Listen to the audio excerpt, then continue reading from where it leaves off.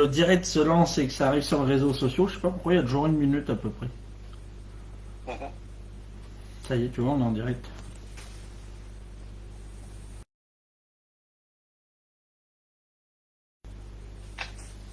Super.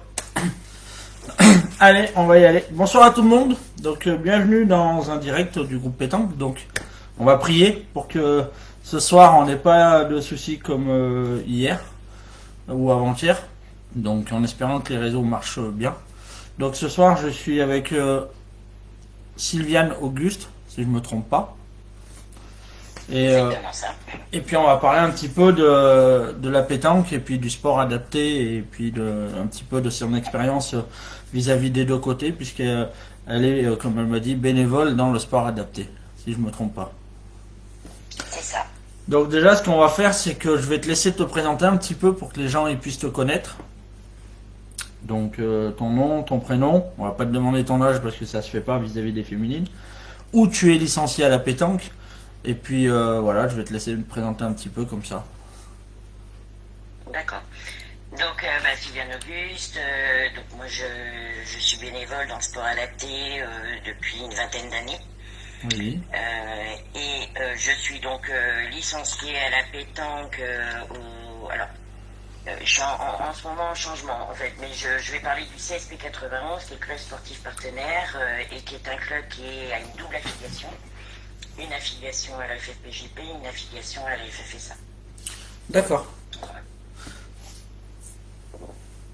Voilà, et donc j'ai été bénévole dans plusieurs instances, qu'elles soient FFPJP ou qu'elles soient FFSA. À D'accord. différents niveaux, que ce soit comité pour la FFPJP et comité ligue et fédéral pour la FFSA. Très bien. Du coup, on va rentrer dans le vif du sujet parce que c'est le but du jeu de la soirée. Donc, s'il y a des gens, vous voulez poser des questions, n'hésitez pas, elle vous répondra, Sylviane. Pour toi, quelle est la différence entre les deux fédérations? Qu'on explique bien aux gens un petit peu qui comprennent la différence. Alors déjà, la première des différences, c'est que la FFPJP est délégataire d'une discipline, qui est la pétanque et le jeu provençal, enfin de deux disciplines plus exactement. La FFSA, elle est délégataire de plusieurs disciplines, elle est multisport. Donc forcément, la gestion se fait de manière différente. La FFSA, elle est délégataire d'un public, qui est les personnes en situation de handicap mental et psychique. La différence concernant la pétanque, le règlement, de par l'handicap des personnes, le règlement va être adapté pour qu'ils puissent pratiquer et en comprendre la consigne et pouvoir respecter ce règlement. Les personnes qui vont pratiquer la parapétanque adaptée vont être essentiellement accompagnées à leur pratique et à leur épanouissement dans la discipline. Après, pour connaître les deux types de compétition, ce qu'il en ressort, c'est au niveau des valeurs sportives. Pour moi, au niveau des sportifs du sport adapté, il y a un handicap qu'ils n'ont pas, c'est les valeurs sportives de fair play et toutes les valeurs sportives qu'on aime bien dans toutes les parties qu'on rencontre. C'est vrai que lundi soir, on a eu la chance d'avoir un jeune formidable que tu connais sans doute, Nicolas Bataille. Oui, Nicolas, oui. Et on voit que il a cet esprit. Bah tiens, d'ailleurs, il passe le coucou, il vient d'arriver sur le live. Ouais. Et on le voit que c'est pas le même état d'esprit, malgré que ça soit des gagneurs, parce que ça reste quand même des gens qui jouent pour jouer, pour gagner. Mais ils voient pas les choses de la même façon que certaines personnes, et ça c'est magnifique parce que, bah, comme tu dis, c'est les valeurs de notre sport aussi. Exactement. Et puis après, tout l'intérêt, c'est également leur spontanéité. Voilà, ils font pas semblant. C'est vrai. Il n'y a pas d'anti-jeu. Très bien. Et puis il y a comme tu dis très bien, et ce qu'il nous a expliqué Nicolas aussi lundi, la différence c'est qu'il y a le respect entre eux, contrairement à ce que nous on n'a pas malheureusement des fois de notre côté. Très bien. Et malgré l'adversité. Très bien. Donc ce qu'on va faire, j'ai entendu que tu nous avais parlé vis-à-vis du règlement. On le sait, nous on a un règlement à la pétanque qui change régulièrement, qui est assez complexe. Je suppose que c'est pas le même qu'il y a dans le sport adapté ou dans le handisport, ce qui est normal. Est-ce que tu peux nous dire un petit peu les différences? Alors, par exemple, les distances, est-ce que c'est les mêmes, etc. Exactement.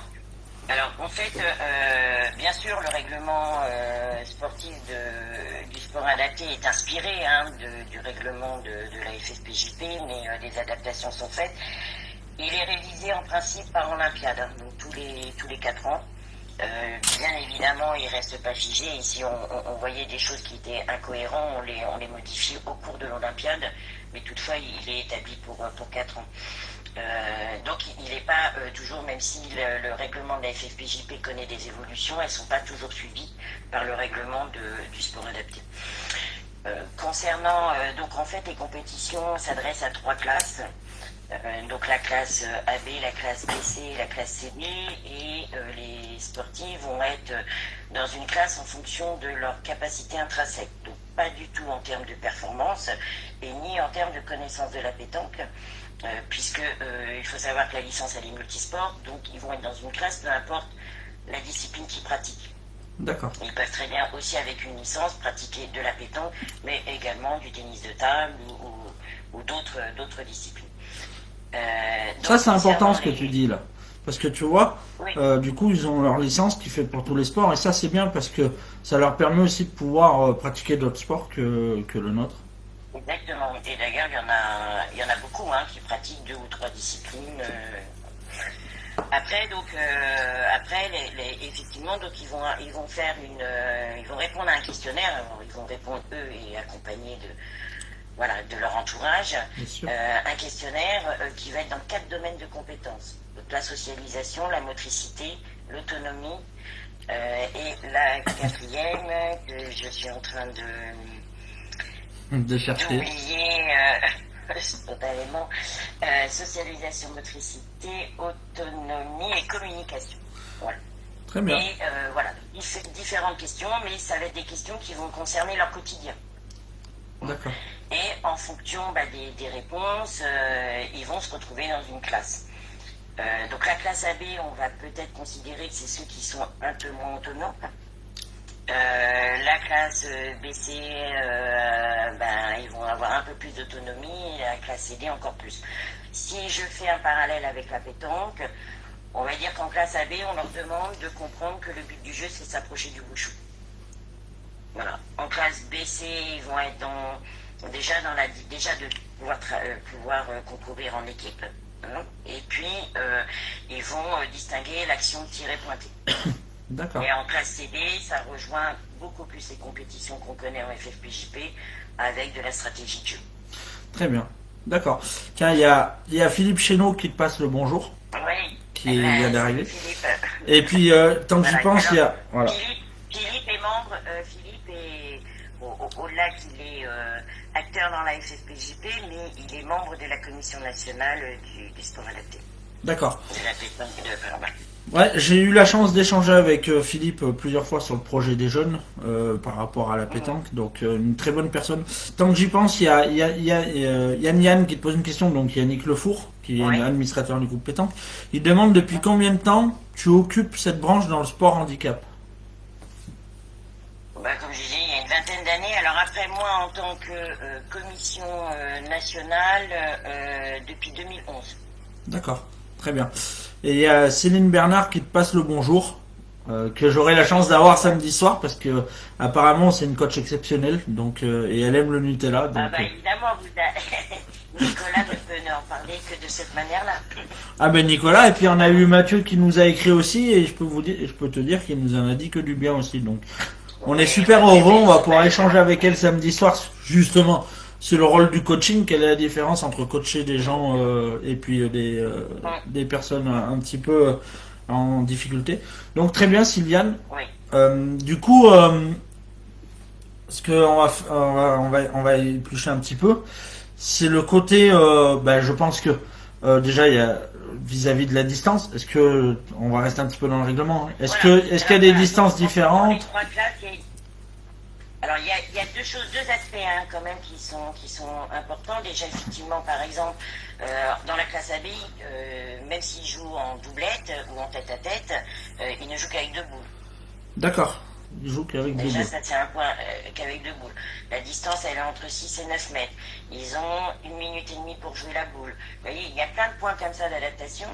Et puis également aussi, c'est un terme d'accompagnement. Donc, il y a un rôle important dans les compétitions et dans les championnats donc, de pétanque, de parapétanque adapté, c'est les responsables de jeu. C'est-à-dire que dans la classe AB, il va y avoir un responsable de jeu par terrain. Bon, dans la classe B, C et CD, c'est proposé sur 2 terrains. Et ce responsable de jeu, il a un rôle essentiel puisque c'est lui qui accompagne la partie. D'accord. C'est lui qui va déterminer, notamment en classe AB, qui va déterminer qui a le point, donc désigner l'équipe à qui c'est le tour de jouer, qui va comptabiliser les points, qui va faire les mesures, voilà, sauf points litigieux où là il fait appel à l'arbitre du championnat. Mais voilà, et donc ça c'est un rôle essentiel. Et donc c'est pour ça que les championnats demandent beaucoup de bénévoles pour gérer tout cet accompagnement-là, au-delà des coachs. D'accord. Bah tiens, justement, pour être responsable de terrain, est-ce qu'il y a besoin d'un diplôme spécifique? Est-ce que c'est au bon vouloir? Est-ce qu'il y a une qualification? Qu'est-ce qu'il faut? Ouais. Alors il y a une qualification. Nous proposons, enfin la commission propose une formation de responsable de jeu qui généralement se déroule sur une journée avec un aspect théorique où là on va présenter un peu le handicap et puis enfin surtout sur le versant les petits trucs à savoir, les petites conduites à tenir, voilà, et lever les appréhensions qu'on peut avoir du handicap mental ou psychique. Ça peut bien sûr, le terme peut faire peur. Et puis une présentation de l'adaptation du règlement. D'accord. Voilà. Donc oui, il y a une formation qui existe qui amène un diplôme de responsable de jeu et qui amène aussi la possibilité de prendre ce que l'on appelle nous des licences d'officiels, ce qui permet d'officier sur les championnats. D'accord, très bien. Et avec cette licence-là, est-ce qu'ils ont le droit de coacher ou les coachs, il faut qu'ils aient, comme nous dans la pétanque, un BF1 ou Alors non, les coachs, il faut qu'ils aient bien sûr une licence en sport adapté. D'accord. Il n'est pas exigé. En fait, en sport adapté, il y a deux types d'associations. Hein. Il y a des clubs qui vont créer des sections sport adapté, enfin para-pétanque adapté, et il y a beaucoup aussi d'établissements médico-sociaux, de foyers, etc., qui créent eux une association au sein de leur établissement qui s'affilie à la Fédération française du sport adapté. Donc on n'a pas toujours, les coachs ne sont pas toujours des techniciens de la pétanque et ne proviennent pas toujours de la pétanque. D'accord. Très bien. Et on va parler un petit peu sur des jeunes, parce que je pense qu'il y a tout âge, bien sûr, comme dans la pétanque. Il y a combien de catégories chez les jeunes? Généralement, ça démarre vers quel âge? Alors, dans le sport adapté, il y a différentes catégories de jeunes, donc les moins de 12, les moins de 14, les moins de 16, les moins de 18. Alors, il y a une instance qui s'appelle le sport adapté jeune, hein, qui donc développe certaines disciplines pour les jeunes. Concernant la pétanque, aujourd'hui, on a une pratique jeune essentiellement en loisir. On n'a pas encore de compétition pour les jeunes, hormis certains jeunes moins de 16 ou moins de 18 qui vont pouvoir participer avec une dérogation au championnat de France, sous réserve qu'ils se soient qualifiés, bien sûr en région, mais sous le règlement du championnat adulte. D'accord, très bien. Ouais, donc c'est encore un chemin qu'on a encore à faire pour accrocher des jeunes et surtout leur proposer des choses. Voilà, donc ça c'est un travail que la Commission nationale est en train de mener actuellement. Et on souhaite que ça mène à terme sur du positif, parce qu'ils méritent de pouvoir jouer aussi. Très bien, super. Et du coup, on va parler, tu l'as dit, tu as abordé le sujet des championnats de France, et je pense que c'est super intéressant parce que les championnats de France, comment ça se passe dans le sport adapté? Alors, est-ce qu'ils ont des qualifications départementaux? Est-ce qu'il y a des ligues, comme dans notre sport, comme dans la pétanque normale? Combien d'équipes est prise au championnat de France? Voilà, un petit peu, nous expliquer un petit peu tout ce déroulement, ça peut être super intéressant. Alors, effectivement, la fédération sport adapté, elle est composée de comités et de ligues. Voilà. D'accord. Concernant les qualifications, en fait, il y a un nombre de places attribuées à chaque région. Et chaque région organise les modalités de leur qualification, parce qu'en fait, il y a quand même une disparité de pratiques au niveau du territoire national. Il y a des régions qui vont avoir moins de pratiques que d'autres. Donc voilà, donc c'est effectivement pas comme FFPJP où on dit on donne une place à chaque département et une place à chaque région. Non, on ne peut pas fonctionner comme ça par rapport à ces aspects-là. Après, donc il y a 5 championnats qui se déroulent parallèlement. D'accord. Donc un tête-à-tête en classe AB, un doublette en classe AB, un doublette en classe BC, un doublette en classe CD et un triplette en classe CD. Donc 5 championnats, c'est 16 joueurs en termes de nombre de places, 16 joueurs en classe AB, 32 en doublette AB, 52 après dans les 3 autres championnats. Et donc il y a une répartition et des quotas qui sont attribués à chaque région qui organise. Alors certaines régions vont faire des départements, les départementaux qui vont qualifier au régional et du régional ils vont qualifier aux France. D'autres vont, puisqu'on parle de zones sportives aussi, donc par exemple la Nouvelle-Aquitaine, ils ont 3 zones sportives, donc eux ils vont organiser des championnats de zone avant de pouvoir faire un championnat régional. Enfin voilà, vraiment il n'y a pas une homogénéité dans les modes de qualification en fonction des régions. Très bien. Avant de continuer sur le sujet, il y a Patrick Tours qui nous a rejoint et qui est le responsable du mondial Volcan Jeune à Clermont-Ferrand. Il a une super question. Ouais. L'accompagnateur est-il éducateur? Si oui, quelle équivalence avec la FFPJP? Non, donc comme je disais, il n'est pas spécialement éducateur. Généralement, oui, ce sont des professionnels. Alors, il peut être de métiers différents. C'est souvent des professionnels du médico-social. Parfois, c'est des éducateurs sportifs. Alors, en sport adapté, on parle d'AQSA. C'est attestation de qualification de sport adapté qui permet de former les personnes à la connaissance du sport adapté. Là, actuellement, la commission est en train de travailler sur les contenus et va prochainement proposer, enfin ça sera sur 2022, une formation d'initiateur de parapétanque adapté. Voilà, où on va pouvoir proposer des contenus en termes d'accompagnement, enfin ce qu'on appelle tout ce qui est pédagogique autour de l'accompagnement. Alors Philippe Chéneau, il en parlerait très bien, aussi sous forme de séances, d'entraînement, etc., etc. D'accord, très bien. Vas-y, continue de développer. Non, mais voilà, donc effectivement, non, il n'y a pas... par contre, ce qui est important quand même de savoir, c'est qu'il y a un partenariat avec la FFPJP depuis de nombreuses années. Il y a eu une première convention en 2005 qui a été renouvelée et réactualisée en 2014.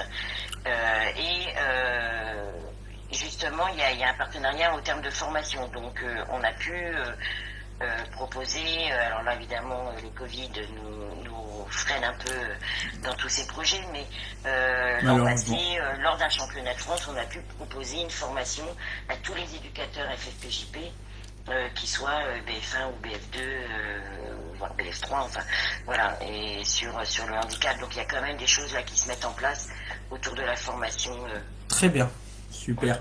Il y a Céline Bernard qui a une question et je vais la compléter un petit peu parce qu'elle demande où on peut passer cette formation, du moins où aura lieu cette formation, mais moi je la compléterai, c'est s'il y en a qui veulent la passer, à qui il faut qu'ils s'adressent aussi pour pouvoir passer cette formation.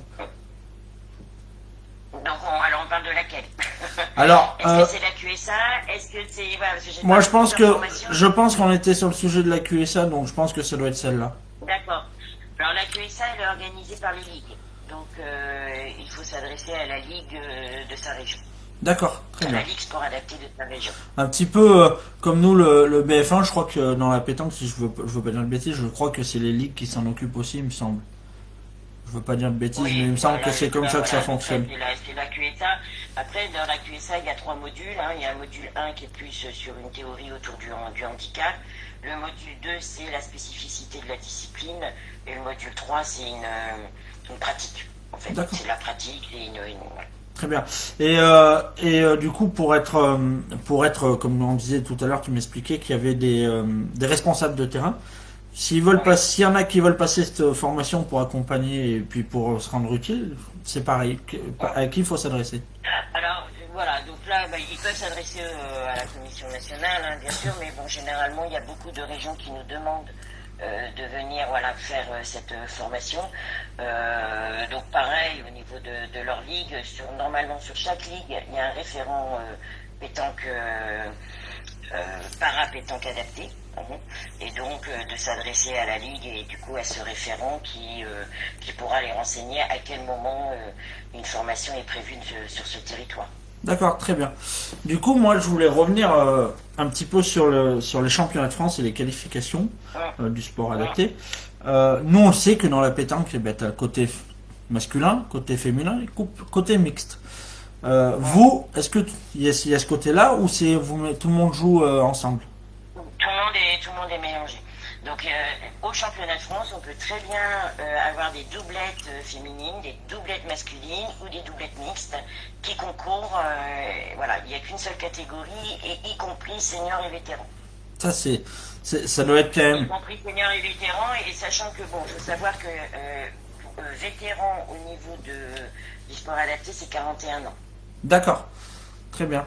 Et est-ce que par rapport donc tu l'as dit, il y avait il y a le sport adapté, puis il y a l'handisport, mais moi il y a une question qui me trotte un petit peu dans la tête. En fonction de l'handicap de la personne, tu l'as dit, il y avait des clarifications, mais est-ce que les règlements, comment dire, les règlements c'est les mêmes ou pas? Entre handisport et sport adapté? Ouais, Non, non, c'est pas les mêmes. C'est pas les mêmes. Je pense que c'est un peu le message qu'il faut faire passer bien sûr. durant la semaine. Une personne en situation de handicap, puisque parfois il y a une confusion, une personne en situation de handicap, il faut vraiment s'orienter vers le sport adapté quand c'est un handicap mental ou psychique, et vers le handisport quand c'est un handicap physique ou sensoriel. Alors aujourd'hui, l'handisport effectivement propose des championnats, des compétitions pour les sourds et malentendants. Il y a de la pratique non compétitive pour les aveugles et les personnes en fauteuil ou avec un handicap physique. La discipline qu'ils développent, c'est la boccia, qui est une discipline paralympique et qui est énormément développée par l'handisport. Et autrement, beaucoup de personnes en situation de handicap physique concourent, surtout en FFPJP. D'ailleurs, il y a des points de règlement qui sont prévus en FFPJP pour les personnes en fauteuil ou présentant un handicap Super. physique. D'accord. Ben, franchement, tu vois, ça fait pas tout à fait une demi-heure qu'on est ensemble. J'apprends beaucoup de choses et c'est super intéressant et tu as raison de le dire, c'est le message qu'il faut qu'on fasse passer aussi parce que on n'en parle jamais. On parle pétanque, on parle que de la pétanque normale, on parle jamais des personnes qui sont un petit peu en difficulté. Moi, j'avais une question. Alors peut-être qu'il y a des bêtes ou pas, mais entre les deux fédérations, est-ce que tu penses que ça serait possible qu'un jour elles se mettent d'accord pour organiser des compétitions avec une personne valide et une personne un handicap? Est-ce que tu penses que c'est quelque chose qu'ils ont déjà travaillé ou pas? Oui, alors ça existe.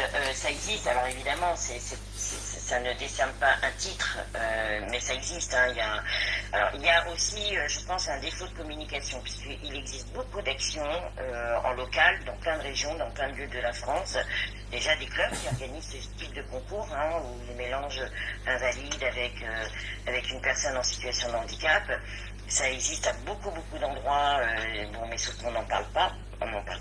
Il y a un national à Meaux. Bon, je sais que je ne le connais pas, mais j'en ai entendu parler. Le national de J. Voilà. Donc, il existe beaucoup d'actions comme ça et il existe déjà des rencontres. Et c'est super important parce que ça permet de modifier un peu le regard sur le handicap. Généralement, en début de partie, en début de journée, en début de compétition, tout le monde vient avec ses appréhensions. Et petit à petit, au fur et à mesure du déroulé de la journée, en fait, la notion d'handicap, elle n'existe plus et c'est vraiment le partage de la passion de la pétanque et du jeu. Donc c'est pour moi le meilleur moyen de faire connaître le handicap par cet intermédiaire, en jouant ensemble. Après, nous, je sais qu'on organise le national FFSA, FFPJP à Meaux. Il se fait en partenariat avec la FFPJP, dans le cadre de notre convention. Voilà. Après, ça ne délivre pas un titre. Ça, c'est hormis d'être vainqueur de ce national, qui est quand même Bien sûr. pas rien comme ça. On a, alors je sais que, alors je pense que tu le connais, on a Thibaut qui fait beaucoup pour le sport handisport et puis le sport adapté. Il fait une super manifestation au mois de septembre. L'année dernière, en plus, du moins en 2019, ça a eu la chance d'être passé sur, si je me trompe pas, c'est sur TF1, au journal des 20h. Est-ce que tu penses que,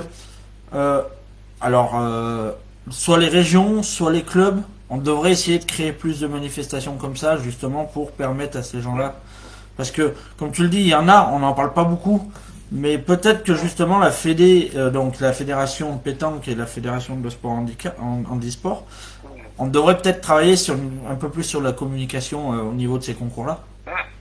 Parce que quand tu vois, nous on a un calendrier, voilà. Parce que c'est vrai que nous on a un calendrier où on a toutes les manifestations. Peut-être, alors moi je dis peut-être ça comme ça, mais on devrait peut-être essayer justement d'en toucher 2 mots à la fédération. Et pourquoi pas intégrer ces concours dans ces calendriers-là? Alors, le national FFSA FFPJP de Meaux, il figure sur le calendrier des nationaux. Il y a une page qui est consacrée. La FFPJP, dans le partenariat, intègre cette page sur ce calendrier des nationaux. D'accord, super. Très bien. Du coup, on va aborder un petit peu aussi le sujet du nombre de personnes licenciées. Comme tu l'as dit, la licence permet à pouvoir jouer plusieurs sports. Mais est-ce qu'on sait à peu près combien de personnes en difficulté jouent à la pétanque? Comme nous, on a 300. Au niveau de la FFSA, c'est environ 65 000 licenciés. Il y a à peu près 6-7 000, voire 8 000 licenciés qui pratiquent la pétanque. D'accord. Ça montre. C'est un bon pourcentage, c'est un bon pourcentage parce qu'il faut savoir que en sport adapté, c'est 25 championnats de France. Donc quand je parle de 25 championnats de France, ça veut dire 25 disciplines codifiées, mais c'est à peu près 80 disciplines pratiquées. Donc c'est un très bon pourcentage pour la pétanque. Après, effectivement, la pétanque, elle est accessible à ce public. Elle fait travailler beaucoup de choses dans la confiance en soi, dans la valorisation, dans l'épanouissement, dans la socialisation. Donc elle fait, je ne vais pas tous les citer, puis vous êtes tous des pétanqueurs, donc vous connaissez les valeurs que la pétanque développe et les capacités, les compétences. Mais oui, elle est pratiquée. Je pense que c'est au niveau du sport adapté, c'est la 2e ou 3e discipline pratiquée par les licenciés. Très bien, d'accord. Tiens, il y a Céline Bernard qui a un petit message qui dit change rien au repas en commun les soirs des championnats, c'est juste des super soirées importantes pour eux, ce qu'on devrait avoir aussi lors des France FFPJP. Donc on le voit. Oui, t'as raison Céline. Alors ça c'est la tradition en sport adapté. Il ne peut pas y avoir un championnat de France sans ce qu'on appelle une soirée de gala. Donc voilà, c'est une soirée festive, dansante. Les sportifs, ce qu'ils attendent, c'est danser. Alors bon, la particularité, c'est que en FFPJP, on aurait peut-être tendance à se regarder un peu dans le blanc des yeux avant d'aller sur la piste. La musique démarre, vous avez l'ensemble des participants sur la piste. Et voilà, on se pose pas de questions et c'est tout le charme de leur spontanéité. Et effectivement, un championnat de France en soirée de gala, en sport adapté, ce n'est pas un championnat de France. Mais c'est vrai que malgré tout, nous dans la pétanque normale, on le fait en championnat des clubs et ça marche super bien. C'est vrai qu'à la fin d'une journée de championnat des clubs, les clubs ils mangent tous un petit plateau ensemble et c'est des moments super ça et ça montre une très belle image.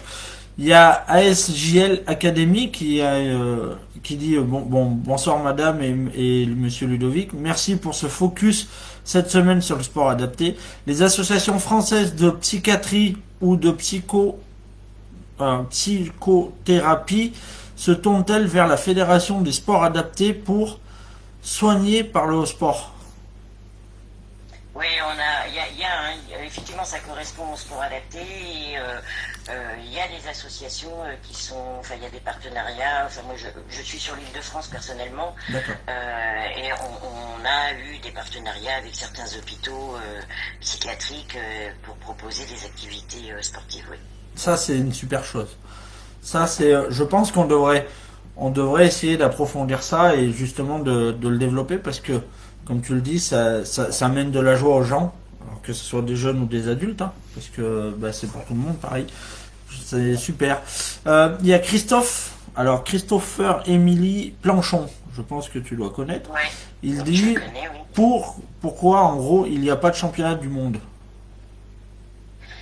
Pourquoi? Alors ça c'est un projet. Donc on a parlé d'équipe France, effectivement, il y a un stage de détection qui constitue une équipe France. Aujourd'hui, cette équipe France, elle participe essentiellement à des nationaux, internationaux, FFPJP, donc ils concourent parmi les valides. Alors c'est très important parce que c'est une manière aussi de se faire connaître, mais c'est une manière aussi pour eux de se confronter et de prendre confiance. Donc Nicolas a pu déjà vivre une expérience. Il nous l'a dit. Voilà, et puis du coup, en fonction des invitations qu'on peut avoir, puisque bien sûr qu'il y a toujours une question budgétaire, mais en fonction des invitations, on se déplace sur ces différentes compétitions. Après, pour notre projet de la commission, et je crois que Philippe, je le vois sourire, même si je ne le vois pas devant moi, c'est vraiment notre projet de développer l'international. Alors, on a fait une première tentative en 2018 en organisant les Jeux européens à Paris, donc c'était les premiers Jeux européens multisports, où on a essayé de mettre la compétition pétanque, ne serait-ce qu'en démonstration. Hélas, on n'avait que 2 pays, donc l'Italie et la France, et encore l'Italie qui était venue plutôt pour faire de la rafavolo que de la pétanque. Donc ça n'a pas été, on n'a pas eu le succès qu'on souhaitait à ce moment-là. Pour pouvoir organiser une compétition internationale, il faut un minimum de 3 pays. D'accord. Donc, et dans les autres pays, l'organisation autour du handicap n'est pas toujours la même que la configuration française. Donc, on travaille dessus avec les instances, qu'elles soient FFPJP, donc avec la Fédération internationale et également la Fédération européenne de pétanque, et puis aussi du côté de la Fédération internationale du sport adapté, pour arriver à faire reconnaître ces disciplines à l'international. Donc avant les championnats du monde, on espère pouvoir créer un championnat européen, mais donc Christopher, pour te répondre, on espère bien dans quelques années arriver à ça. Très bien, super. Donc tu parles, ce qui est bien aussi, c'est que en ayant créé cette équipe de France, ça permet aussi à ces gens-là de pouvoir porter le maillot de l'équipe de France, qui est un honneur pour chacun. Exactement. Même nous, en tant que joueurs valides, on serait super heureux de pouvoir porter un maillot de l'équipe de France. Et il y a Céline Bernard qui nous dit, donc à mon avis ça doit être la compo de l'équipe de France, Fernando Sucre, Nico Bataille, Thomas Goss et Annie Bataille. Je pense que ça doit être la compo, je sais pas. Je pense qu'elle vient de nous créer une nouvelle équipe France. Et elle doit se voir coach. Elle est diversifiée, elle est mixée, elle est intéressante, son équipe. Elle dit non, tu vois. Alors, non, la composition, c'est effectivement Nicolas Bataille. Alors, Thomas Goss, il fait partie de la sélection, ça veut dire qu'il fait le stage national de détection. Aujourd'hui, il n'est pas dans l'équipe France. C'est Christophe Mezengen. C'est David Prévost, c'est Emmanuel Hofer et c'est Christopher Avril. Christopher Avril qui est assez connu aussi sur les nationaux puisqu'il pratique aussi en FFPJP. Voilà, donc c'est effectivement Nicolas Bataille de Normandie, Christopher Mezengen qui est de Normandie aussi, l'un de la basse, l'autre de la haute, mais maintenant on dit Normandie. Emmanuel Hofer, c'est la Franche-Comté, ainsi que David Prévost, et Christopher Avry, c'est l'Île-de-France. Voilà pour les 5. Très bien.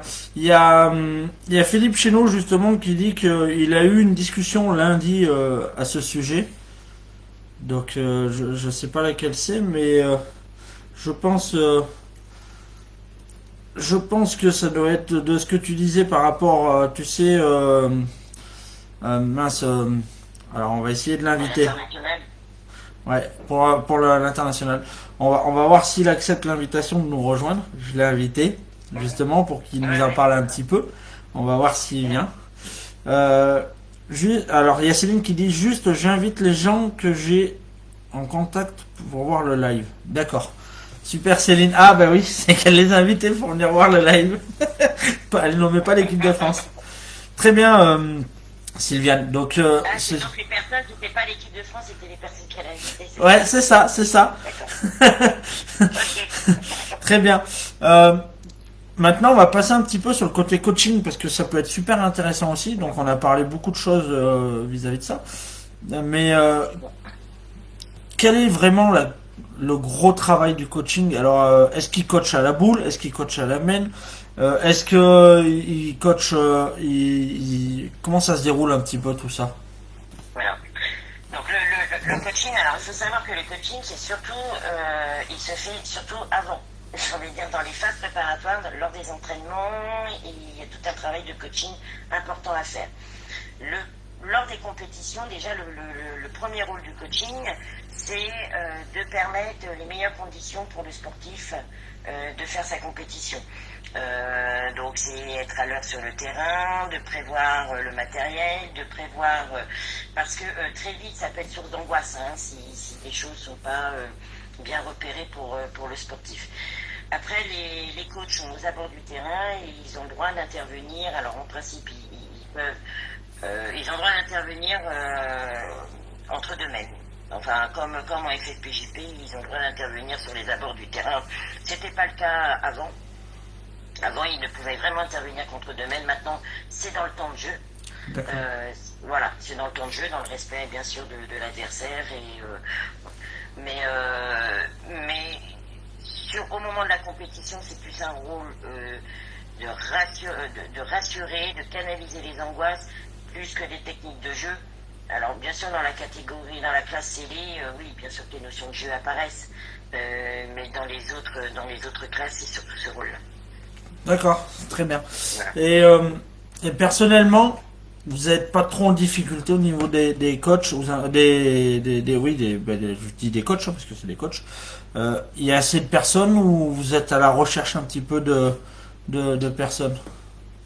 Oui, il y a toujours besoin de bénévoles, oui, c'est parce que parfois, il faut savoir que les déplacements au championnat de France, c'est pas la même organisation qu'en FFPJP où c'est le comité qui organise le déplacement des équipes qualifiées ou le comité régional. En sport adapté, ce sont les associations, ce sont les clubs qui organisent le déplacement, qui financent le déplacement au championnat de France. Donc, parfois, une association peut avoir 2 ou 3 équipes de qualifiés et ne pas avoir suffisamment de coach. Donc, ça arrive que parfois, il y ait des équipes qui n'ont pas de coach sur le terrain. D'accord. Donc, non, il y en a effectivement jamais, il y a toujours besoin. Très bien. Tu te rappelles tout à l'heure, je t'ai parlé de ASJL Academy, qui avait la question par rapport. Oui. Il dit nous sommes sur Paris et avons pas mal de compétences dans le sport santé pétanque et dans les sciences humaines, master psychologie sociale, sociologie. Je pense que nous allons vous rencontrer rapidement pour voir ce que l'on pourrait faire ensemble. Donc exactement, mais avec plaisir et je sais pas comment ils peuvent avoir mon adresse mail ou par Messenger. Enfin, je sais pas comment. Je peux vous mettre en relation si tu le souhaites, Sylviane. Il n'y a pas de souci. Oui, non, mais bien sûr, surtout que bon, moi, je suis surtout de l'Île-de-France, donc ça peut faciliter les choses. Très bien, super. On va parler d'une personne qui est mondialement connue, qui est Hector Millesi. Je pense que c'est un très très bon porte-parole de notre sport. et du sport adapté. Justement, est-ce que tu Alors, voulais... de l'handisport. De l'handisport, Voilà, pardon. c'est là que j'insiste sur le message. Tu as raison. Hector Millisi, il dépend de l'handisport. Oui, en plus, on a fait un joli reportage sur lui aujourd'hui.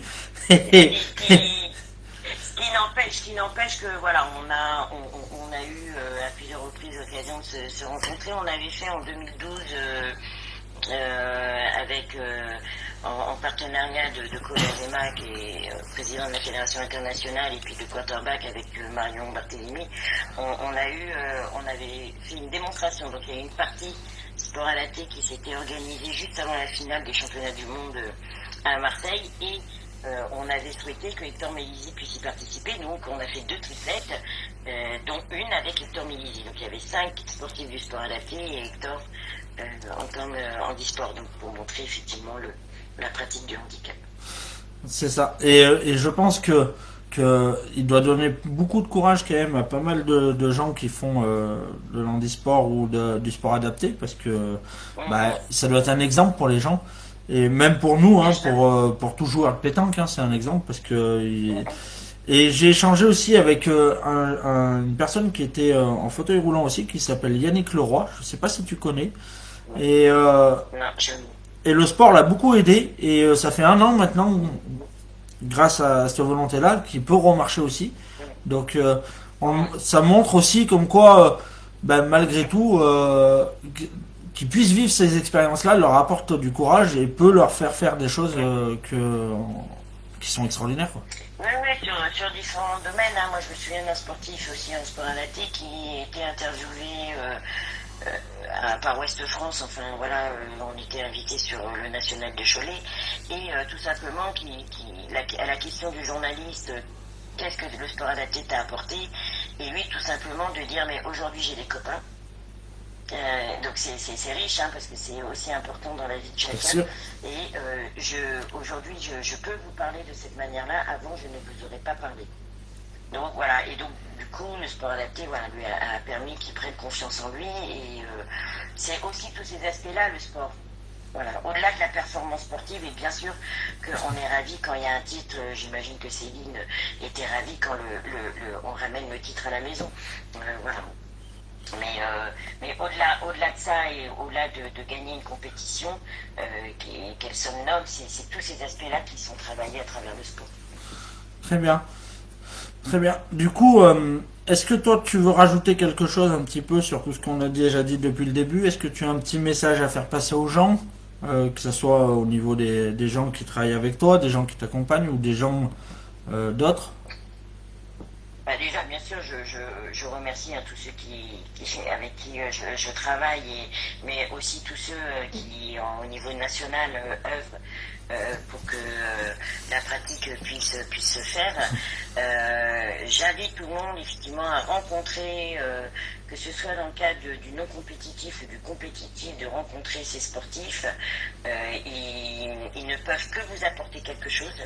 Voilà, ne serait-ce que, voilà, comme on disait tout à l'heure sur les valeurs sportives, et vous continuez à faire passer les messages et dire oui, ça existe, parce que le sport adapté, vous voyez, on en parle aujourd'hui en 2021, bien sûr que c'est connu pour certaines personnes, mais il faut savoir que le sport adapté existe depuis 71. Et donc ça va être les 50 ans cette année.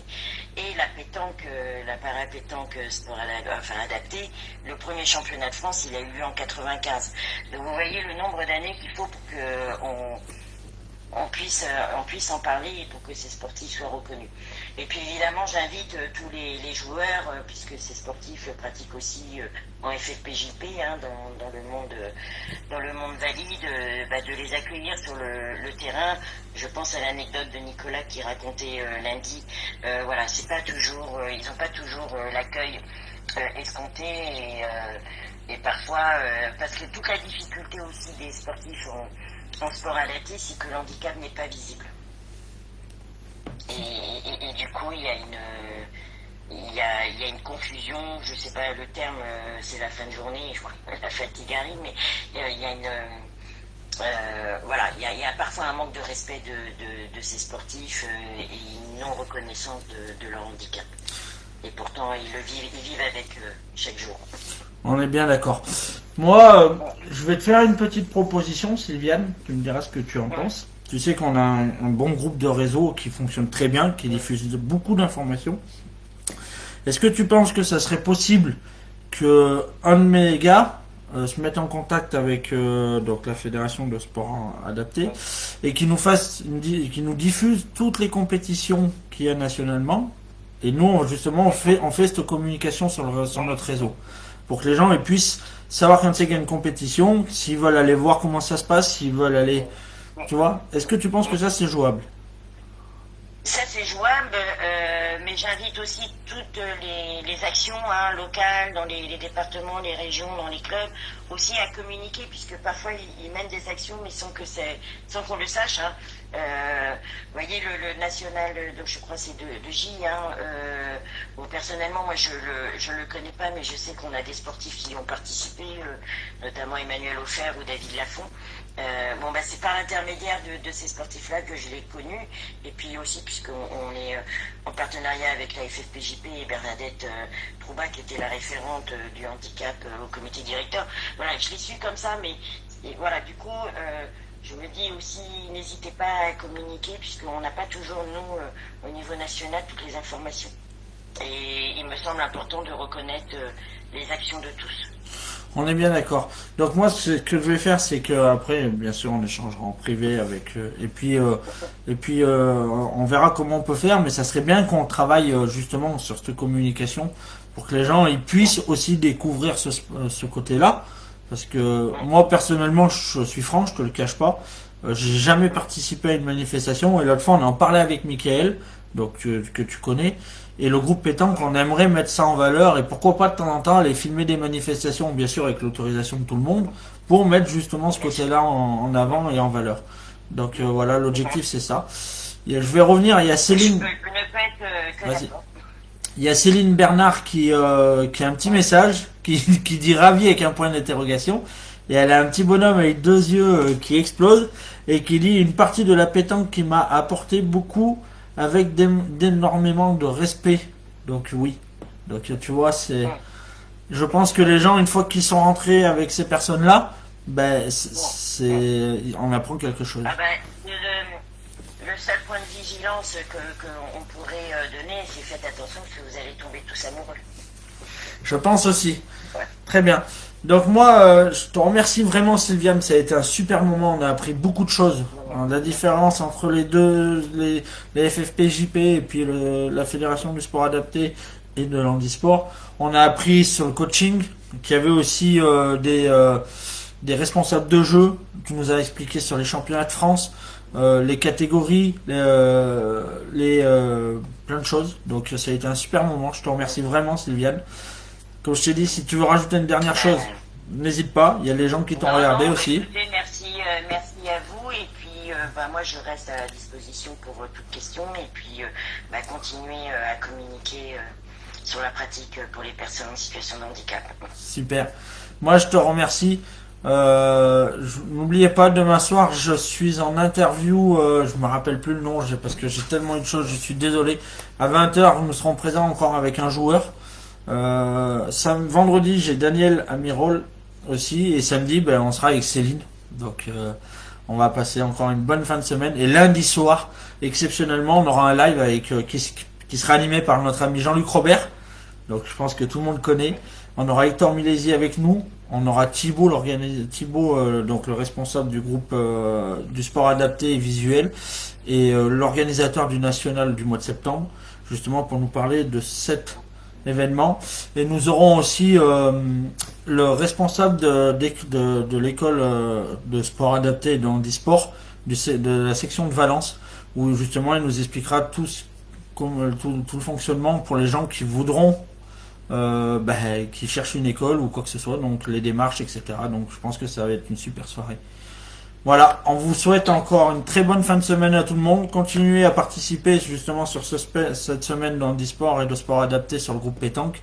Et merci encore à toi Sylviane de nous avoir donné de ton temps parce que on le sait, des fois c'est pas toujours facile. Et voilà. Et puis vive la pétanque et puis vive tout le monde. À bientôt. Merci Sylviane, c'était super.